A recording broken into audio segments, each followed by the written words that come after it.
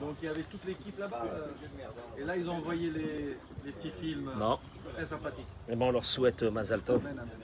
On a bracha et la tzlacha, amen, ken yiratzon. Baruch atah Adonai Eloheinu melech haolam shehakol biyado.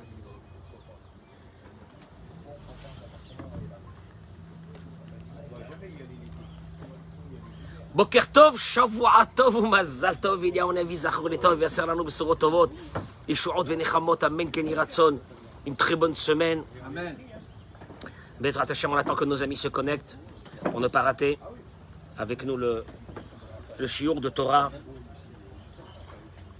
Leilou Nishmat, Rabbi Yaakov Nissim, Ben Rabbi Amin, Pinina bat Suzanne, Salomé Rachel Per Chaya bat Miriam, Rina bat Naomi Gila, Nancy Willa bat Sarah Berthe, Luce Baya Batia bat Frecha, et pour la refoua Shelema de mon ami Yitzhak Ben Avraham Colombani, Mishar Kol Cholei Amecha Israël, Amen Ken Yhi Ratzon, dans la bracha et la hatzlacha. J'accueille mes amis qui se sont connectés actuellement pour être avec nous dans le Limoud HaTorah de ce matin. Adora Geoula, Poleg, Iriamim, Natania, Eret Israël. Amen Ken Yhi Ratzon, dans la bracha et la hatzlacha. Vous toutes et vous tous, partagez-moi ce cours. Parce que ce matin, je ne suis pas très content. Je commence déjà, ouais, en principe, des fois, le dimanche, je commence comme ça, tranquille et tout. Mais ce matin, je ne suis pas content du tout. Alors, ce matin, je ne suis pas content du tout. Pourquoi je ne suis pas content ce matin? Parce que j'ai énormément de personnes qui se plaignent. Qui veulent se marier, des jeunes filles veulent se marier. Des parents m'appellent, des jeunes filles m'appellent. Le garçon ne veut pas s'engager. Parce que tu dirais, le garçon, s'il a 22 ans, je comprends. Mais le garçon, il a passé 30 piges.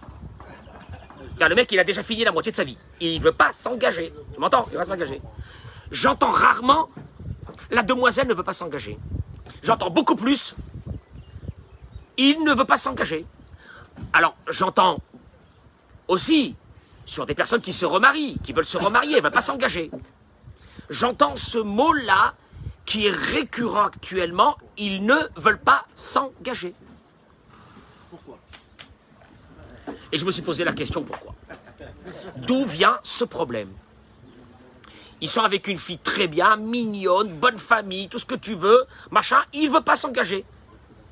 Et ça traîne, et ça traîne, et ça traîne. Et ça dure comme ça pendant des mois, voire des années, et il n'y a rien. Et il n'y a rien. Et monsieur, il est là. Il ne veut pas s'engager. D'où vient ce problème? Et là, j'aurais voulu dénoncer quelque chose de très grand aujourd'hui, mais avant ça, parce qu'il faut aller dans le constructif, pas aller dans le négatif. Le constructif, parce que je pense que ce cours-là devrait être partagé à tous ces célibataires qui n'ont rien compris à leur vie. Ils sont sûrs d'être les plus intelligents. Suivez-moi. Et qui prennent leur... Alors, monsieur le rabbin, je prends mon temps. Ben, prends ton temps, parce que ton temps, il t'a déjà pris. À ton âge, il t'a déjà pris ton temps. Donc, prends ton temps encore. On va voir où tu vas y aller. Non, en plus, le pire, c'est que si ceux qui prenaient leur temps avaient vraiment réussi après leur mariage, j'aurais dit, il faut prendre le temps. Or, beaucoup de ceux qui ont pris leur temps, après le mariage, j'ai pas vu quelque chose de spécial. Voire malheureusement, comme ils n'ont pas assumé de vouloir se marier, ils n'ont pas assumé après le mariage. Donc il y a un gros problème ici. Il faut arrêter de me dire que, non, monsieur le rabbin, il faut qu'on prenne notre temps pour être sûr. Pour être sûr de quoi? Être sûr de quoi? Je vais expliquer, moi, qu'est-ce que ça veut dire. Alors, on va mettre un peu les idées en place. Et mettre, c'est toutes les relations humaines. Je vais dire ça, c'est pour nous tous aussi. Même nous qui sommes déjà mariés, c'est une obligation de savoir et de connaître ce que je vais dire aujourd'hui. Alors, excusez-moi que je vais balancer un peu dimanche matin déjà. Je vous demande de partager, mesdames et messieurs, ce cours de Torah à tous ces célibataires-là qui n'ont rien compris à la vie. Parce qu'ils n'ont rien compris à la vie. Je pèse mes mots. Yidouim, Rav Zamir Cohen, il dit dans son livre. Connu, c'est très connu, c'est très très connu, ce que nos sages disent, que si on demande, si un serveur dans une salle de mariage, il s'approche de toi, et il te demande, qu'est-ce que tu voudrais manger? Et toi tu réponds, j'aime beaucoup le poisson, c'est une erreur de formuler une chose pareille, parce que ce qu'on aime, on ne tue pas et on ne frit pas. C'est la définition. tu devrais plutôt dire, je suis intéressé de manger du poisson. Parce qu'au fait, tu t'aimes à toi-même, et c'est une envie qui est pour toi, et tu vas te servir de ce poisson pour remplir un besoin et une envie que tu as. Bi'uran amiti shel hamilim. Ani ohev, parce que si tu aurais dit le mot j'aime, ça c'est connu cette formule, on l'a déjà dit plusieurs fois et Rav Dessler la ramène. Si on dit j'aime le poisson, alors c'est la définition de aimer, c'est de m'occuper des poissons, de faire attention que personne ne leur fera du mal, de les faire grandir. Moi j'ai des poissons, moi j'ai un aquarium à la maison avec des poissons, je me casse la tête avec ces poissons. Et je suis parti une semaine, je suis revenu, j'en ai trouvé un, il flottait comme ça, il était mort. Donc je m'occupe, parce que je m'occupe de façon spéciale de ces poissons. J'aime les poissons. Mais tu peux pas dire, quand tu veux manger dans un restaurant du poisson, la définition n'est pas de dire j'aime le poisson, mais il faut dire je suis intéressé de me servir de ce poisson parce que c'est moi en fait que j'aime et j'ai besoin de remplir un besoin qui est un besoin à moi à travers ce poisson frit que je vais manger. Avec un peu de citron dessus. C'est clair ou non? Mais tu peux pas dire j'aime le poisson. Aimer, le mot aimer, c'est la définition du mot aimer le poisson, c'est de m'occuper des poissons et de les faire vivre et de leur donner à manger, etc. C'est la définition normale. Il ramène et il dit Kargam kol ahava amitit la zulat. Ça c'est pour nous. Quand tu dis j'aime les autres, Shmuel, quand tu dis j'aime les autres, Ava amitit la zulat. Tu veux savoir est-ce que tu es capable d'aimer ou non? Je vais te donner la définition. Est-ce que tu es capable d'aimer? Parce que moi j'aime tout le monde. Ah Baruch Hashem, j'aime tout le monde. On va voir la définition d'aimer. Mushteteti ala anaka venetina les sipouk. Elle est basée. Quand tu parles de dire j'aime quelqu'un, c'est basé sur une idée fondamentale. Et tu passeras pas par rapport à ça. Une idée fondamentale. Ala anaka veanetina, sur le fait de donner et d'investir la sipu koltsorkav pour essayer d'accomplir et de donner à l'autre ses besoins. Mitorch ifa aza lir oto mi ushar, avec une seule volonté et ambition, c'est que l'autre soit bien. Je vais donner, je dis j'aime les autres, je m'occupe, pour m'occuper d'eux, je leur donne, je m'investis dans le besoin de l'autre jusqu'à que je le vois qu'il est heureux. Mais ça n'a jamais été de dire en disant j'aime l'autre, c'est pour recevoir de l'autre. C'est celle-là l'amour des parents vers les enfants. Elle est basée sur ça. On sait bien que si on parle d'amour, notre vision première, c'est celle des parents avec les enfants. On n'a jamais vu quelqu'un qui a un enfant et que toute la journée il te dit j'espère qu'un jour je vais profiter de lui. J'ai des intérêts personnels d'avoir un enfant. Chas v'shalom. Le besoin que Dieu a mis en toi de donner va se traduire par le fait que tu as envie d'avoir un enfant. Si Dieu n'avait pas mis un besoin dans l'être humain de donner, jamais on n'aurait eu des enfants. C'est clair. Et tu vas avoir un enfant. Et ce petit bout de chou de 3 kilos va te changer ta vie. Jusqu'à maintenant, tu pouvais dormir des nuits de 12 heures. Tu dormiras des nuits de 2 heures. Et tu vas te lever le matin fracassé. Et tu vas continuer à amener encore des enfants. C'est bizarre. Et que jusqu'à maintenant, tu étais libre de faire ce que tu voulais. Et à partir de maintenant, ce petit bout de chou va te prendre le 3/4 de ta vie. Jusqu'à quand? Jusqu'à la fin de ta vie. Jusqu'à la fin de ta vie. Pas jusqu'à que je les marie. Ça, c'est une idée utopique. Parce qu'après que tu les as mariés, leurs soucis seront tes soucis. Leurs problèmes seront tes problèmes. Leur vie sera ta vie. Leur bonheur sera ton bonheur. À Dieu ne plaise le contraire, ça sera aussi ta déchéance à toi. C'est terrible. Alors comment? J'ai un besoin que Dieu m'a donné, vital, de celui de Noten, de celui qui donne. C'est à travers ça, c'est dans mon subconscient que je le sens, que c'est à travers ça que je vais m'affirmer, que je vais faire sortir le meilleur de moi-même. Je suis obligé de mettre un enfant dans le monde, en sachant pertinemment que cet enfant, il va me bouffer ma vie. C'est clair? Vekachi kol ahava teora. Et c'est ainsi, quand on parle d'amour pur, l'amour pur, c'est que je veux que l'autre soit heureux. Je vais tout faire pour que l'autre soit heureux. Et vous allez voir, c'est un concept énorme. Kelomar, agdarat ahavaï, ratson amiti vatahor, sheye lemi shani ohev nachat ruach. La définition de l'amour est ma volonté la plus pure que celui que j'aime sera heureux. Je veux le bonheur de celui que j'aime. Miloi ratson zegorem le on est grave. La ohev amarnik. Et cela va causer à celui qui aime, par le fait de donner, ça va lui causer un bonheur d'un autre monde.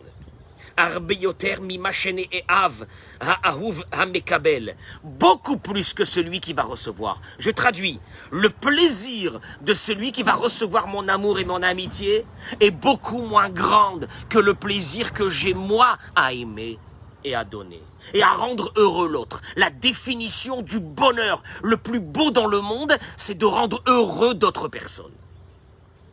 Beaucoup plus que le bonheur que celui qui est aimé a. Du fait que je l'aime. Beaucoup plus. Et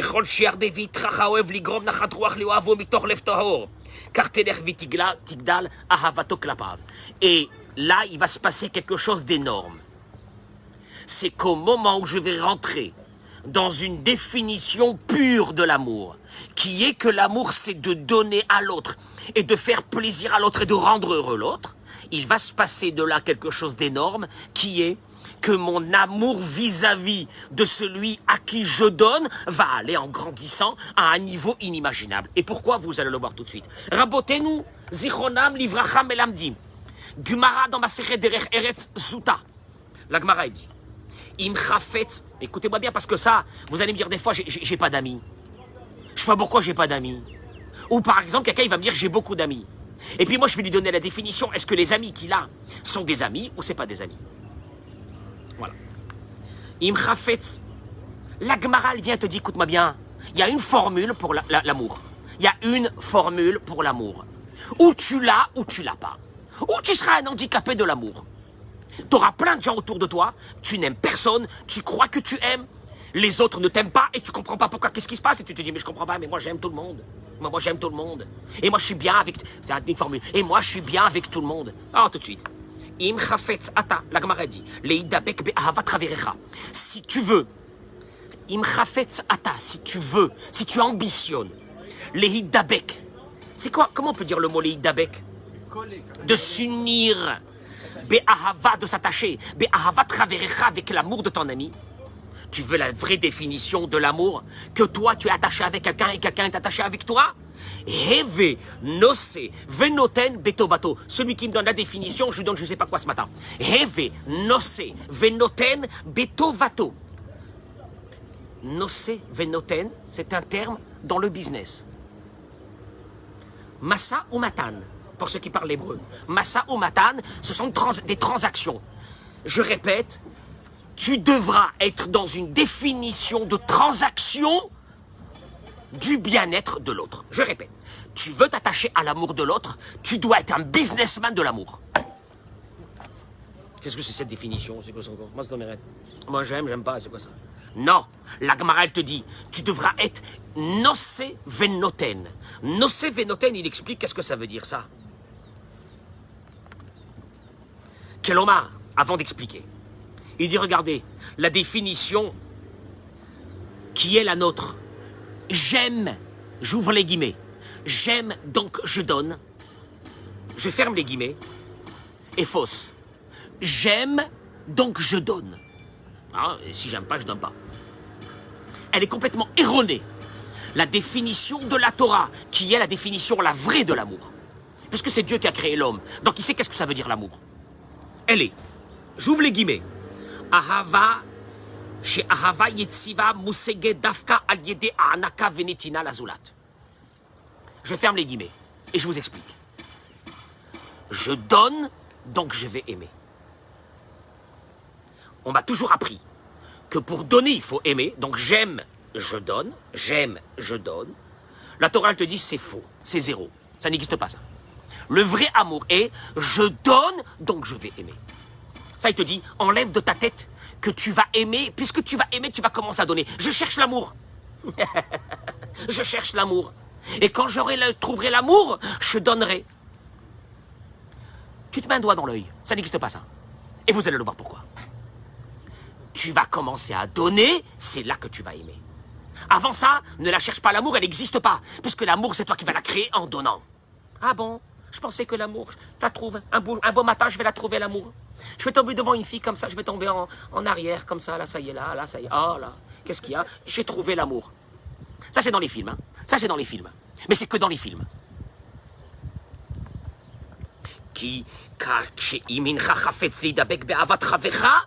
Si tu vas avoir un ami, tu sais pourquoi tu n'as pas d'amis? Ah, j'ai pas d'amis.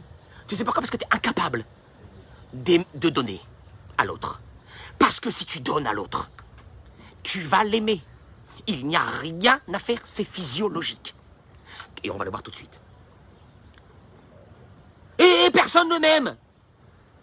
Est-ce que tu es un donneur ou tu es qu'un receveur? Ou tu n'es là que un opportuniste? Ou tu es là que parce que l'autre t'intéresse? Ou tu es là que parce que l'autre t'apporte? Donc tu seras avec lui un moment, mais jamais tu pourras l'aimer. Parce que l'amour ne peut pas venir que en donnant. Elle n'existe pas, il n'y a pas une autre forme d'amour dans le monde. Tout de suite. Abitou l'idabek, quand le Talmud a dit Imatachafetz l'idabek, si tu veux t'unir à ton ami. Moi, j'aurais pas marqué comme ça. Moi, j'aurais marqué Imatachafetz. Si tu veux avoir un ami, c'est tout. Non, la Torah ne te parle pas de ça. L'idabek bechaverecha. Tu vas t'unir à ton ami. Il y a une union qui s'est formée. Comment? Qu'est-ce que ça veut dire? Il dit, regardez. Une union, par définition, c'est quelque chose de stable. De stable. Voilà le mot, Hazak. De stable. Il y a une stabilité dans une union. Je ne peux pas m'unir à quelqu'un qu'un matin, il me fait la gueule et le lendemain, il me sourit. Ça ne marchera pas. Je saurai que j'ai devant moi quelqu'un d'aléatoire. Aujourd'hui, il te sourit, demain, tu l'as pas, il te répond même pas. Tu peux compter sur lui? Non. Donc la stabilité va amener d'abord la base de l'union. Les idabek. Les idabek. Coller. Coller, ça c'est collé. Coller, c'est collé. C'est fini. Donc c'est stable. Mais celui qui veut t'aimer que quand il a envie. Oh ben, l'envie, c'est pas diverses raisons. L'envie, c'est parce qu'aujourd'hui, tu peux lui apporter une opportunité dans le travail. L'envie, c'est parce que tu peux l'aider. L'envie, c'est parce que actuellement, tu es en haut, et donc de s'afficher avec toi, c'est intéressant. Donc aujourd'hui, là, il a de l'amour pour toi, il t'aime aujourd'hui. Ah, il te dit, moi je l'aime bien aujourd'hui. Ou Memila, il te dit, mais, Kshe Betela Siba, Betela Ava. Au moment où c'est que la raison qu'il avait de t'aimer aura disparu parce que il s'est rendu compte que dans tes affaires, tu peux rien lui apporter, ben t'es là, va. Et puis tu te lèves un bon matin, tu te dis, je comprends pas pourquoi j'ai pas de copain. Ta conception à toi de l'amitié était d'aimer quelqu'un parce que il t'apporte quelque chose. Donc au fait, t'es preneur, t'as jamais été donneur. Il te dit, Adam Shé, Me'ametz, Yeled, Vetoriach Lema'ano, quelqu'un qui va même adopter un enfant étranger. Et qui va se fatiguer, qui va le nourrir, qui va s'occuper de lui du matin jusqu'au soir. Nikshar elav ba'avot ahava. Ça devient son fils. Ça devient l'amour de sa vie. Garkam adam egadel shatil rach. Quelqu'un qui arrose tous les matins ses plantes à la maison. Il les adore. 2 minutes. Ogur ba'alechai. Heyoto boger. Ou bien il avait un petit chat. Et il le fait grandir. Regardez. Mon chat, moi j'ai un gros souci. Le chat là de Dora Geoula. Il est malade en ce moment. Il n'est pas bien. Regarde, j'étais avec lui, je lui dis ce matin, je lui dis, regarde, je suis démoralisé. Regarde comment il est. Il a un œil qui pleure, il est machin, il n'est pas bien. J'étais là comme ça ce matin. Qu'est-ce que j'ai de ce chat-là? Parce que je lui donne à manger tous les matins.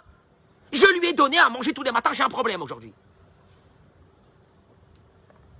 Ah, spécialement, j'aime pas les chats, hein, mais je lui donnais à manger.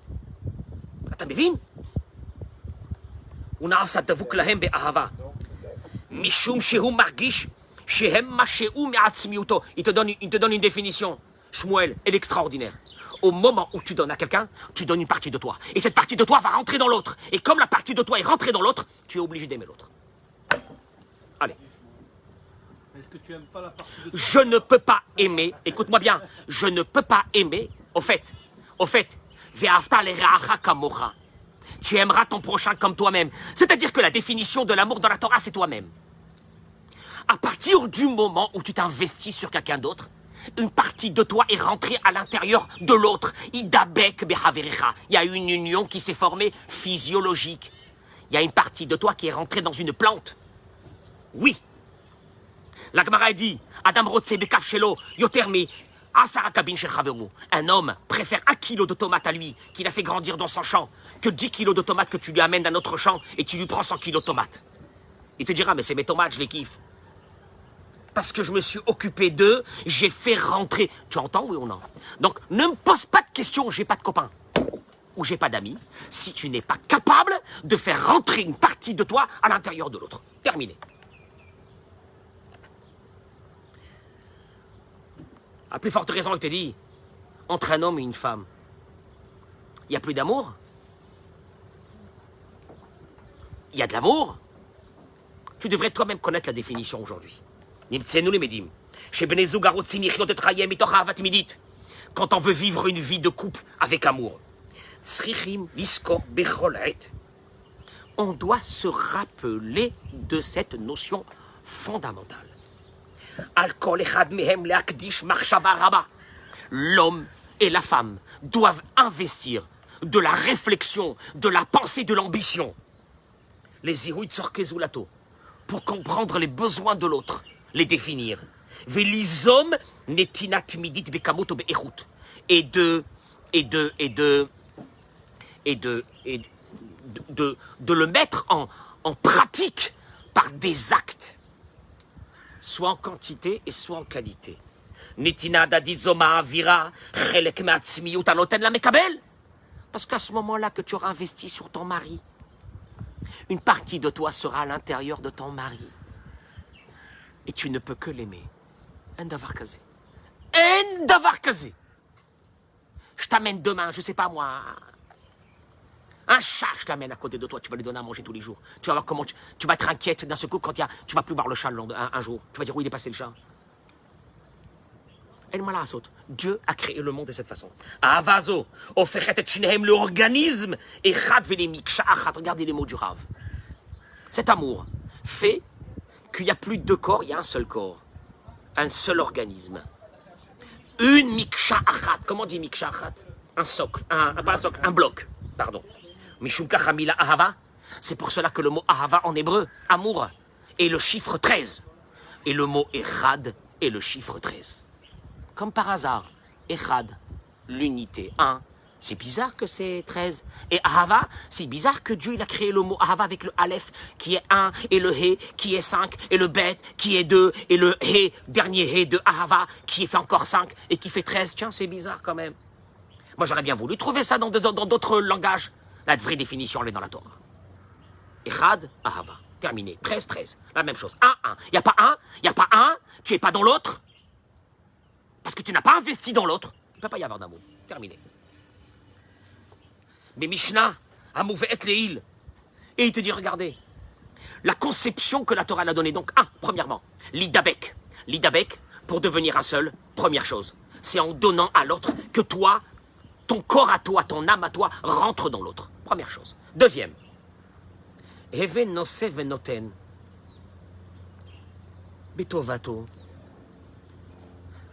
Nose venoten, on a dit, c'est un terme pas seulement transaction. Comment on dit quand on discute de négociation? Sois négociateur de son bien. Sois négociateur de son bien. Qu'est-ce que ça veut dire, sois négociateur de son bien? Fais-lui du bien. Qu'est-ce que ça veut dire ce mot de nose venoten? Il te dit, bémisra, parce que dans les négociations de business, nose venoten kol echad, il y a des négociations de chaque côté. Tu mets des idées, des fois tu les enlèves, tu discutes avec l'autre partie jusqu'à que tu arrives à une conclusion qui t'intéresse. Car bediouk, ainsi, non ça je te dis, yesh lif'ol kedei le'asig ahava yetziva ukva. tu dois avoir le même approche quand tu rentres chez toi à la maison. Quand tu es au bureau, qu'est-ce que tu fais? Tu réfléchis, comment est-ce que je vais faire? Je vais l'appeler ce client, je vais lui proposer ça. Comme ça, j'arriverai à... En amour, tu dois être un négociateur de l'amour. Traduction de ces mots-là, la négociation va te demander de la finesse. La négociation va te demander de l'approche, comment tu vas rentrer dans le cœur de ton client. Tu me suis? La négociation va être le produit, comment je vais le proposer à mon client. Tu me suis ou non? Il y a de la réflexion. De la même façon, quand tu rentres chez toi à la maison, je parle de l'homme ou de la femme, s'il n'y a pas une réflexion, comment est-ce que je vais faire pour faire plaisir à l'autre? Il n'y aura pas d'amour. La Torah te demande de la réflexion, de la négociation. Comment faire pour faire plaisir à l'autre? Il dit, les dougmas. Il te dit, regardez pourquoi. Les dougmas. Il te dit, par exemple, je le fais en... Tu passes avec ta femme, c'est un exemple. Hein. Tu passes avec ta femme devant une pâtisserie. Elle voit une vitrine de la pâtisserie, elle te dit, regarde ces gâteaux là-bas dans le 3e rangée. Tu as vu ces gâteaux-là, ils me rappellent les gâteaux que ma mère faisait quand on était à la maison, quand on était jeune. Bon, et puis tu t'en vas avec ta femme. Il te dit un vrai négociateur de l'amour. Quelque temps après, il va dans cette pâtisserie. Il prend un demi-kilo, il l'amène dans une boîte, il l'amène à sa femme. Il lui dit, tu vois, c'est terrible. Il y a une réflexion. Il y a une réflexion, une approche, une recherche de faire plaisir à l'autre. Une recherche de faire plaisir à l'autre.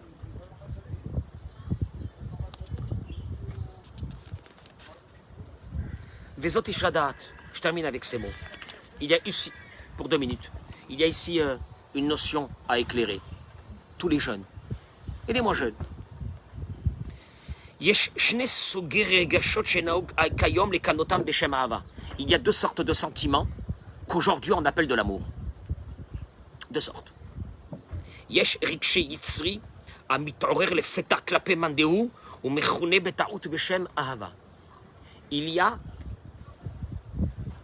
qu'il appelle regesh yitzri, un sentiment de son yetzer, un sentiment que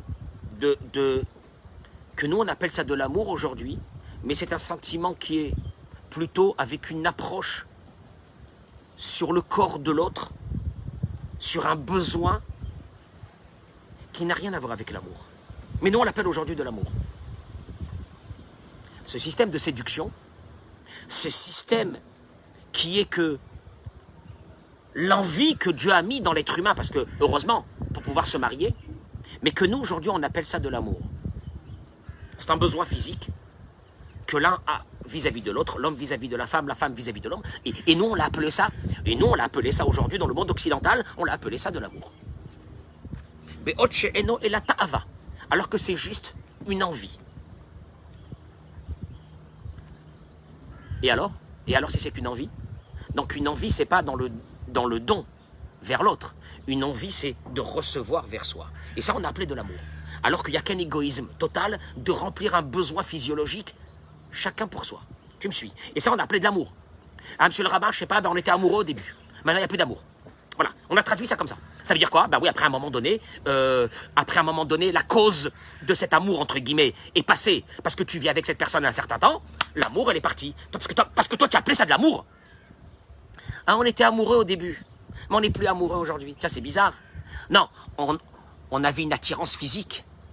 Monsieur le rabbin, avant, maintenant, on n'a plus d'attirance physique. Parce qu'on avait basé notre mariage sur l'attirance physique. J'ai kiffé. Je l'ai kiffé. Et le pire, c'est qu'aujourd'hui, on est rentré dans ce système et on l'a rendu le principal de la réussite dans un mariage, c'est l'attirance physique. Des gens sont prêts à casser leur couple parce que notre homme, une autre femme, leur a promis de l'attirance physique. Et eux, ils ont traduit ça, c'est de l'amour. Ah, c'était que de l'amour. J'ai jamais ressenti Ah, c'est bizarre, hein, parce que toi, tu penses que l'amour, elle arrive un bon matin. C'est pas de l'amour, c'est de l'envie. L'envie se terminera et l'amour tombera au plus bas. Et combien de personnes que j'ai averties, ne tombez pas dans ce piège, parce que c'est pas de l'amour. Mais ils m'ont pas écouté. Ils ont terminé dans la dépression, dans la déchéance. Dans la dépression et dans la déchéance. Parce que Betela Hadavar, Betela Ahava, la Mishnah, elle a dit. La chose, c'est annulé. L'amour, entre guillemets, c'est annulé. Et tu te lèves un beau matin, c'est annulé. Parce que tu étais là que pour être un preneur. Tu n'as jamais voulu concevoir que l'amour, c'était de donner. Et il y a une deuxième sorte d'amour. Il te dit, chez Kol Kula Yashifa, chez Yenachadrouach la Adamaou. C'est le don de soi pour que l'autre qui est en face de toi soit heureux. C'est mon envie, c'est que celle ou celui qui est à côté de moi, je le rends heureux. Je la rende heureuse. Terminé. Asher, il te dit, parce que la différence entre les deux, c'est que le premier, l'étincelle va s'éteindre un beau matin, et rapidement. Regardez les mots qu'il dit. Im siyum achomer mav'ir oto. Quand sera consumée la matière qui avait animé ce feu. La matière qui avait animé ce feu, c'était l'envie, c'était le physique. Un beau matin, sera consumée cette matière et l'étincelle va s'éteindre. Veilo Hacheni, alors que le deuxième,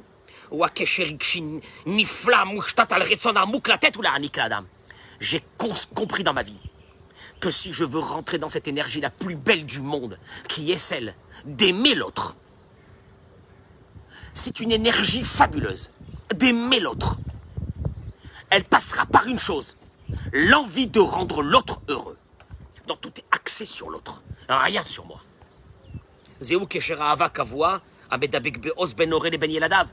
D'ailleurs, c'est un amour qui ne s'enlèvera jamais. La preuve, qui vous dit que ça ne s'enlèvera jamais? Jamais on a vu un beau matin que des parents se sont levés et qu'ils ont dit à leurs enfants, écoutez, on ne sait pas ce qui s'est passé, mais on ne vous aime plus du tout. Si vous pouvez prendre vos valises et partir de la maison. Là, pourquoi c'est pas arrivé? Une seconde. Pourquoi c'est jamais arrivé? Qu'un beau matin, je me lève, je dis à mes enfants, je ne suis pas là, je ne sens plus rien. Ou je m'en vais, je vous quitte, je vous laisse. Je prends ma femme avec moi, je vous dis, on n'a plus d'amour, ça y est, on s'en va. Pourquoi c'est jamais arrivé? Pourquoi jusqu'à notre dernier souffle, on aimera nos enfants? Parce que nous sommes dans le vrai amour vis-à-vis de nos enfants. Maintenant, le problème, il est le suivant, je termine avec ça. Mesdames et messieurs, écoutez-moi bien. Quand vous avez des garçons qui ne veulent pas s'engager, je parle surtout des garçons, parce que la fille, elle a beaucoup plus la volonté. Bederer klal. Je dis bederer, non? Il y a un autre problème. Nous, j'ai constaté une chose. Je vous demande de réagir dans les réseaux par rapport à ce que je vais dire maintenant. Je ne sais pas si c'est vrai ou non. Donc, je mets un point d'interrogation. Je n'ai pas de certitude dans ma vie. Mais j'ai constaté une chose. 80% à 90% des garçons qui ne veulent pas s'engager, j'ai trouvé en eux un point commun. Peut-être c'est un hasard. Je ne sais pas. Ils ont une mère qui a pris une place prédominante dans leur vie.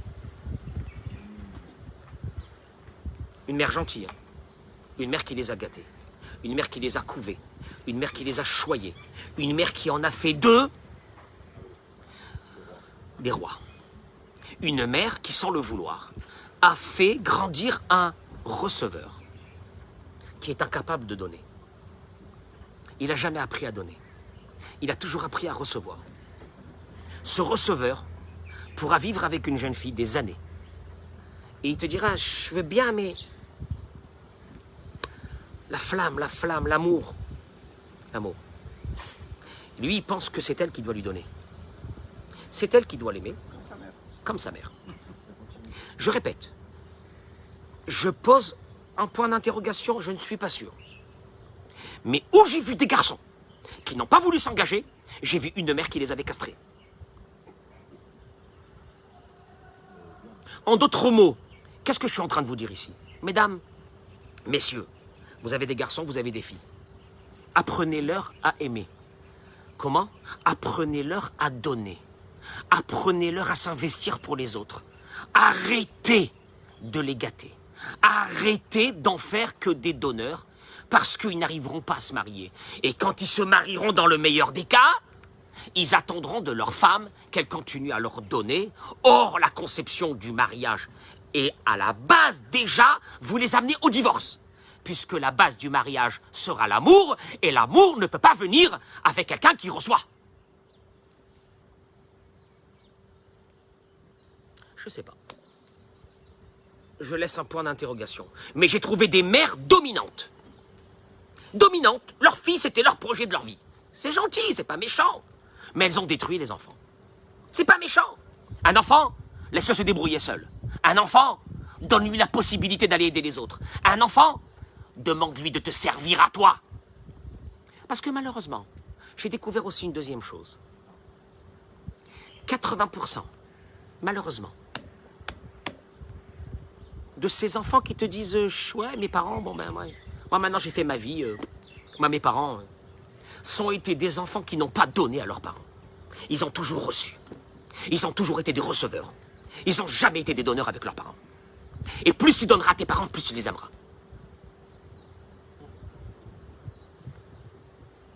Et on a une génération aujourd'hui. Quel âge qu'il a? Des fois, je demande à la fille, quel âge? Il veut pas s'en cacher. Il a 35 ans. Mais mort. Mais à 35 ans, mais t'es déjà fini, toi. Mais t'es fini, ta vie, elle est finie. Il sait pas, il se tâte, il se cherche. Mais cherche ta vie. Va chercher ta vie. Tu n'es pas capable de donner. Donc tu pourras pas aimer la personne qui est en face de toi. T'as compris la conception d'un... Le mec, il est dans les films. Il est dans sa petite série. Oh, il est dans sa série. Avec l'amour d'un seul coup. Hein. Un type, il rentre dans un bar, il voit une fille de loin, il est amoureux. Chèque, le coup de foudre. Le coup de rien. C'est pas de l'amour. C'est pas de l'amour. C'est toujours l'énergie de recevoir de l'autre. J'ai besoin de l'autre. J'ai besoin du corps de l'autre. J'ai besoin de l'amour de l'autre. J'ai besoin. Mais moi, je donne rien. Et on a fait des générations de détraqués. Et après, il se marie. Il se marie. Et il vient un an après le mariage, il te dit, mais ça n'a pas collé, ça n'a pas matché. Ça n'a pas matché. Ah, ça n'a pas matché. Je vais, non, mais la vérité, moi, je vais... On va divorcer, je vais retourner chez ma mère. Ah, t'es bien. Ah, t'es bien. Ah ouais, David, t'as raison, retour à l'envoyeur, qui retourne chez sa mère. S'il n'est pas capable, qu'il retourne chez sa mère. Et ainsi pour les femmes. Et ainsi pour les filles. Et ainsi pour les filles, je suis désolé. On a de plus en plus de filles aujourd'hui qui sont des receveuses à 100%. La femme est receveuse plus que l'homme. Chez l'homme, il y a plus l'obligation de donner. On a l'actuba et c'est clair. Ouais, de la chérir, de la choyer, de la vêtir, de la loger, de la... c'est nous, c'est pas elle. Ok, mais vous avez été des receveuses à 100% de vos parents. Vous comprenez pas que l'homme, cet homme-là, vous l'aimerez jamais. Ou à un moment, vous l'aimerez plus. Parce que vous n'avez pas été dans une énergie de donner. Bon ben voilà, je vous laisse partir et vaquer à vos occupations. De toute façon, oui, c'est dimanche aujourd'hui. Vous allez où, à la plage? À faire des courses. Bracha ve'atzlacha. Là, tu peux savoir si tu aimes quelqu'un ou non. Ah ben voilà. Le concept du mariage, il est mort. Non, mais je réveille les consciences. Je ne sais pas si ça va marcher, mais je réveille les consciences de ses parents. D'abord des parents, pas des enfants. Parce que je t'explique un truc. L'enfant est un produit de ses parents. L'enfant est un produit de ses parents. Beracha ve'atzlacha.